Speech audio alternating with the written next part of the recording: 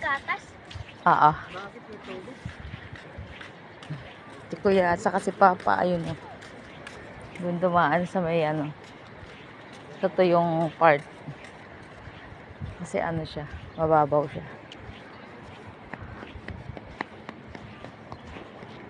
Ha? Kaya lang baka makapunta sa tubig. Ano mo, Serel? Gisingin mo. Baka mapunta sa tubig.